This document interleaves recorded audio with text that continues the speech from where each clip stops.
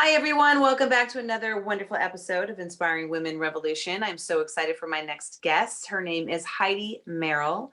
She is a singer and a songwriter, producer, wife, mother, all amazing things, entrepreneurial. And I'm so happy to have her join the show with us today. And also my very wonderful dear friend and co-host today, LeAnn Lazar. Of course, she's has her amazing company called LeAnn Lazar Coaching. And I can't wait for you to listen to our little roundtable talk today. So please welcome Heidi and LeAnn. Hello, ladies. Heidi, so happy to have you here. Thank you for joining us on Inspiring Women Revolution, and my amazing co-host, LeAnn, who pops in and out whenever she can. I appreciate Hi, guys. This is so great because this is my first little mini roundtable with three ladies on today. So I appreciate your time. So Heidi, as a creator, and for all those creators listening, and even if you're not just an entrepreneur and you're trying to just find new things in your life, when did you just come out of the womb wanting to sing, or was that something that sort of accumulated through life, or you met someone or a mentor, or? I think so. A little of both. I always loved singing. I was always the loudest one in choir, like singing over everyone. And then I kind of just, when I started traveling the world, I didn't think about it as a career. I wasn't sure that I could do it. I was kind of on a different journey, but all my friends would say, wow, Heidi, you can sing. And I met a vocal coach, and she just kind of took me in the direction that I wanted to go. I just didn't know that it was possible. So I owe a lot to her. Her name's Alana Martin. And I did vocal lessons with her for years and years in New York City. And she really helped me come out of my shell on stage because, as I got older, I wasn't the loudest one in the room. And it's hard to look out at all your friends and sing as well as you do at home, or, let them see your softer side. So she helped me a lot with that, and repetition helps with that. But yeah, I really started my career in New York with her, ended up with a band and playing out at some of the best venues there. Yeah, it takes time. You got to kind of do the work, And Heidi, I think through just knowing you and what you've sort of grown into in this career is writing as well. I mean, you're a songwriter as well. I think that was something that you discovered along the way that really helped you sort of embody and have confidence in what you were doing as you were singing about the things that you were passionate about and had purpose. For sure. Yeah. When I started, I was just like, I want to be the voice, right, of these songs. Yeah. So I actually hired some people to write my first EP. And as I was singing the music, I found myself wanting to change some words or some phrases. And I asked them, I was like, I would feel more comfortable singing this. That's not quite me, but I would sing this. The rest of the song's almost spot on. And they're like, okay, well, we'll give you some writing credit. And I was like, yeah, I think, from front to back, I would actually like it literally to be my voice and what I want to say and what I want to sing about. So that was a process to learn. I went to Nashville and wrote with some of the very best songwriters who whip out a song in 3 hours. Right. But yeah, for me, I need to internalize, think about what the message is that I want to say. And then I'll usually have an idea or a chorus kind of at the same time. It'll just come out in a melody that works with the words. And then I'll usually have a partner or somebody just kind of help me bring a story or bring it to life. With the production and the rest of the lyrics, that kind of are poetic, and yeah, but I really did grow into loving writing. And now, in fact, I write for other people and I don't sing everything that I write. So I'm really proud of that. You really expanded, into other avenues. Yeah. It doesn't have to be about me. It's cool when, somebody else with a different voice that fits better with the song, can bring it to life, like something that I created, they can bring it to life. And yeah, it's cool. Oh, that's wonderful. What do you think was the hardest part of your journey, becoming a singer? Oh my gosh. Definitely in the beginning, getting over the nerves and stuff, because they really do take over, and my voice did not always work, and I would feel like people don't know what I got because I can't express it because I'm so nervous. But that's one of those things where you just got to get out there and just keep on going. The repetition really, it really does work. Like I play every Friday now in Newport Beach, California. So I live in California now.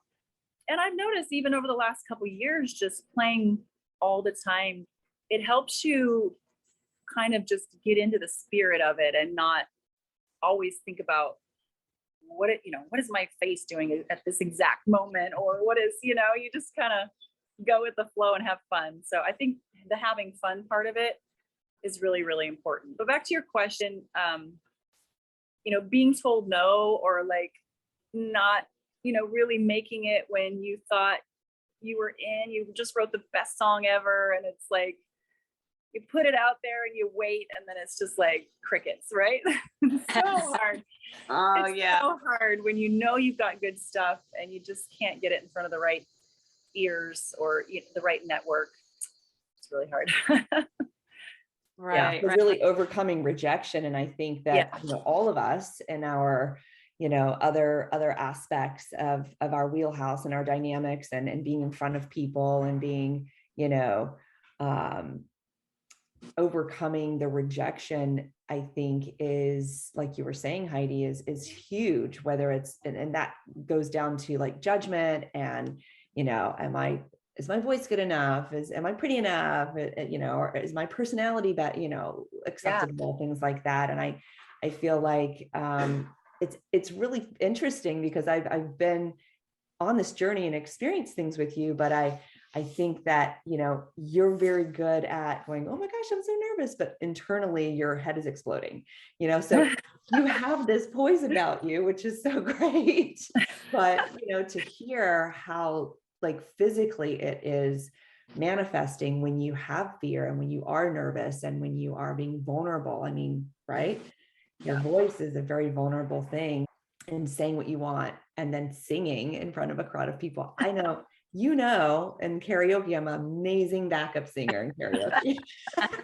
And Never in the forefront. But I have had that too. Like I remember one song that I sang at karaoke and I thought it was amazing, and it was, but I felt the difference in my voice. I was like, oh, it actually came out, instead of like, it gets really hot right here and a little bit tight when I get nervous.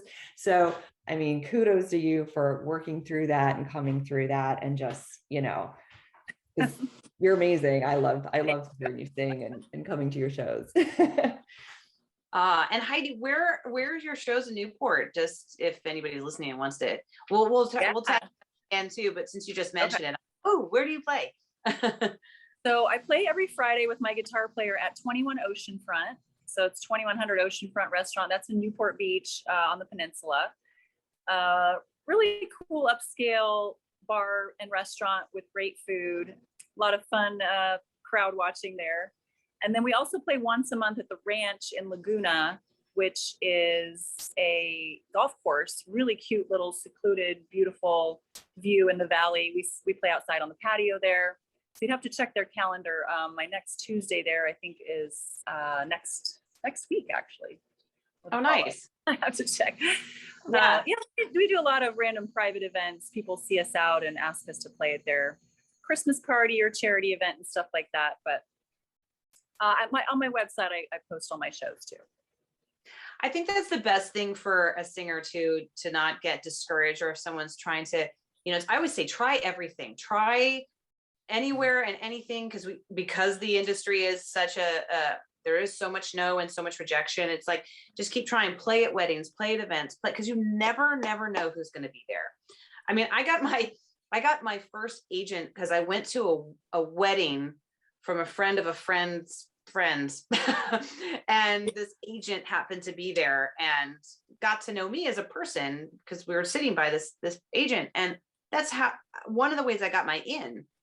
And so you just never know when you're, what you're doing or how it's going to unfold. I played a festival when I first moved to California, and this photographer posted a picture of me, and I reached out to him thinking he might know some more stuff like that. And he sent me this long email of people I needed to meet.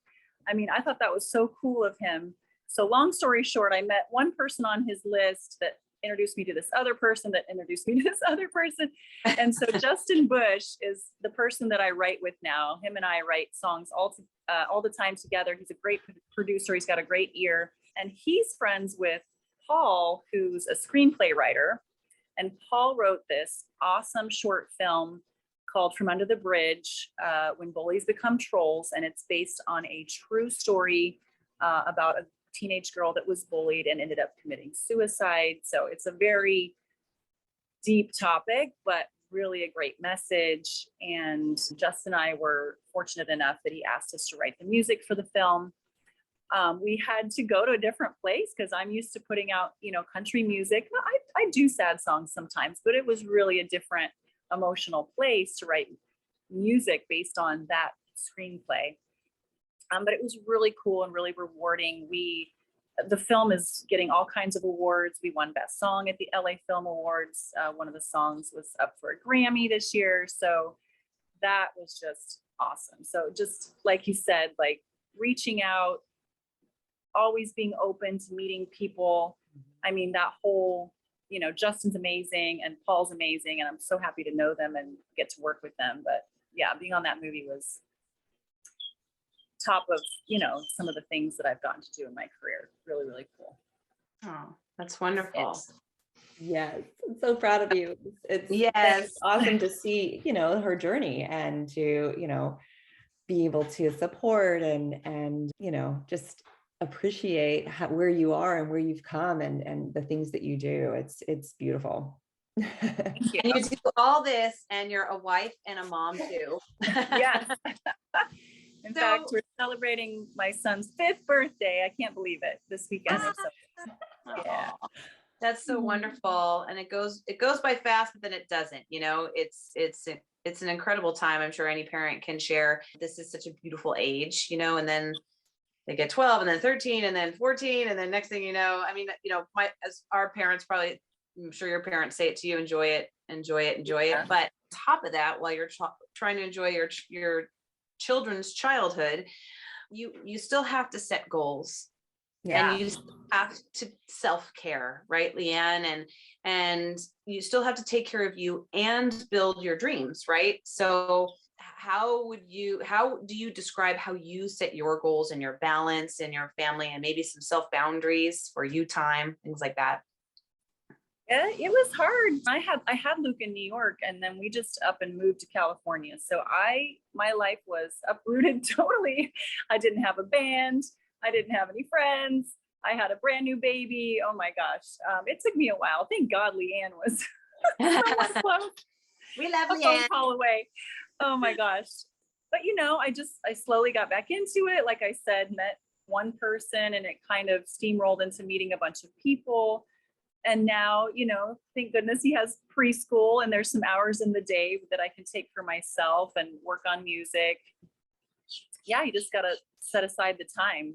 It's definitely hard when they're little, because, unless you want that help. But I was happy to, be there for him, like basically all the time. It's just, it is hard. In fact, I had to ask LeAnn, how do I do this? Yeah. How do I, so she's my advice giver. And I love that.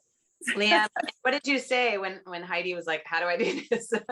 Yeah, I love this topic. It's really the work-life balance. And I think when you are, a mom that is very present and wants to be very present and, is very hands-on, the dreams kind of sit to the side. But basically I said, focus, just have that focused time and make it about you. So say, for instance, I know, before he was in preschool, when he was napping, like she would work during that time, not clean, not do like wifely, CEO of the house stuff, the CEO of Heidi, and say, I have this time, I've got this hour and a half or 2 hours that I can write some music, do some emails, do some phone calls, or, things when he was just playing or something like that, she could do kind of, follow-up stuff, but just really having that deep work time when he wasn't awake or in the evenings for a little bit. But I think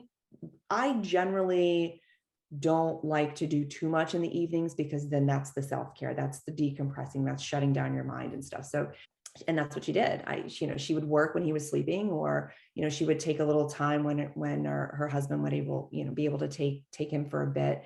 But I'm just so proud also of how you have, she's very structured around when she's performing and what her prep before, and, putting herself in the right mindset, and, doing some vocal warm-ups and just kind of getting in the mindset.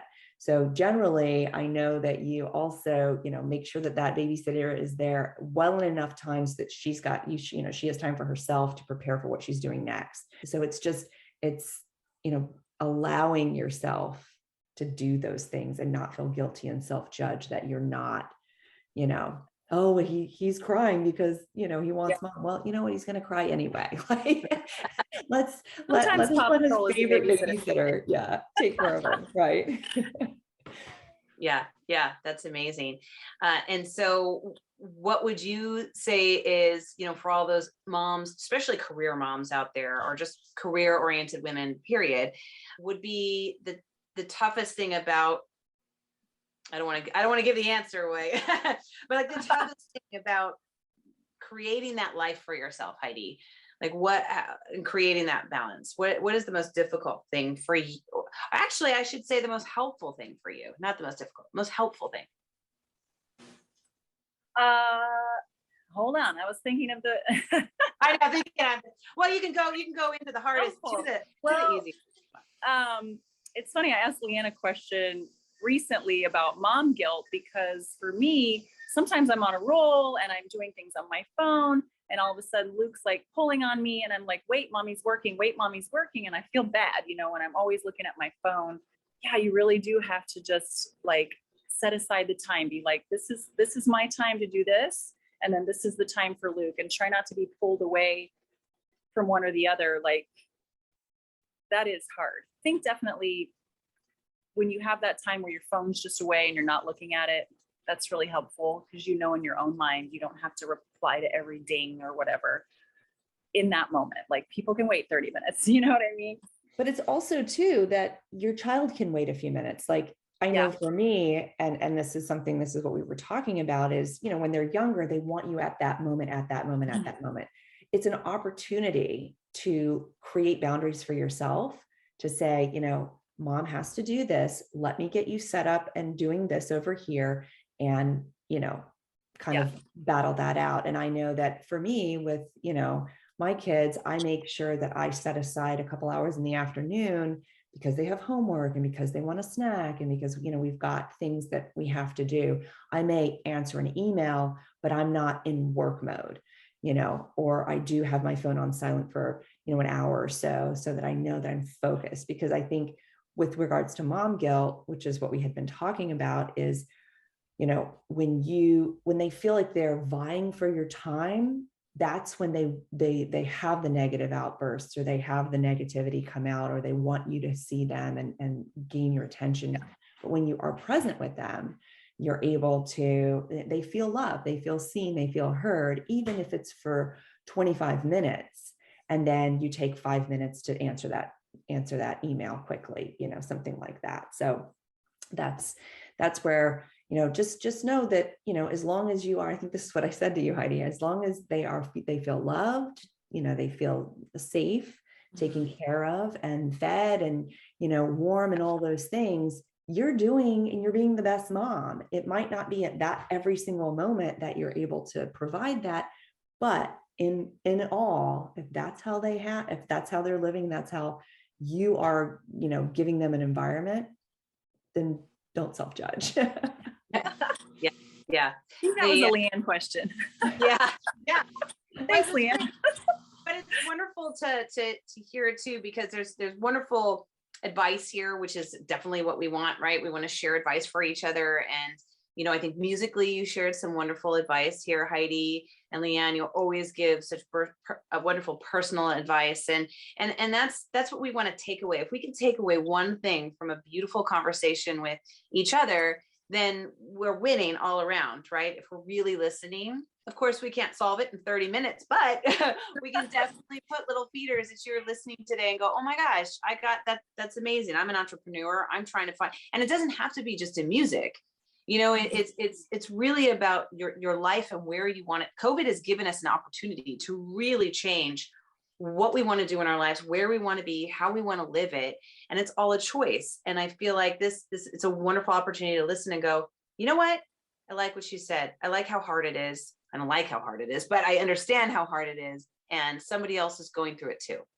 Such beautiful conversation. And I always suggest if anybody has questions or have questions for you to write in and email me, and then we'll get information for you, Heidi. I would love to share where people can get a hold of you, how they can hear your music and follow you on Instagram and all things Heidi right now. So where can people find you if they want to hear your music? Awesome.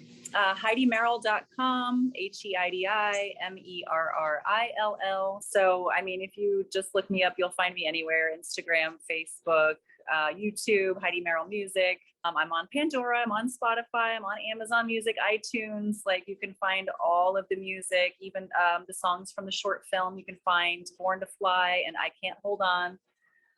One's very inspiring, one's a little sad, but still really good stuff. Yeah, and then all my country stuff. I put out a tailgating song this summer. It's called Tailgate Down. That one's fun and rock and get you going for sports season. Yeah, so just look up the name. It's out there. Look you up. Do you have a couple of favorite songs that you love that you've written and produced? Yeah, so I'm from Nebraska, and my song Cornhusker Strong got big really fast. I know everyone always kind of giggles. I love that because we're the Cornhuskers in Nebraska, but man, they still play that song on the radio every year for football season. They played in the football stadium, and that was kind of like my big in with like some radio stations that play my music now. So it's a really good song. You don't have to be from Nebraska to appreciate it. Who You're Drinking With is one I put out recently, and I absolutely love playing that live. Everyone kind of starts bouncing to it, and when someone starts bouncing to the song that they've never heard because, they're used to all the covers, that makes me feel good. So it's called Who You're Drinking With, It's not what you're drinking, it's who you're drinking with. That's so amazing. So ladies, I know we are all, as most of us entrepreneurial women are, we are on a tight schedule. So thank you everybody for listening to yet another wonderful episode of Inspiring Women Revolution. Heidi, thank you so much for joining us. LeAnn, as always, you are such a great co-host. Thanks for having me. Awesome. And I'll see you soon. Yes. Yeah, you two together. That's right. I love it. So please check out HeidiMerrill.com. I'll have it in the show notes so you can check it out just in case you didn't catch all the spelling and everything. And have a beautiful day, everyone. Thank you so much for listening. Bye.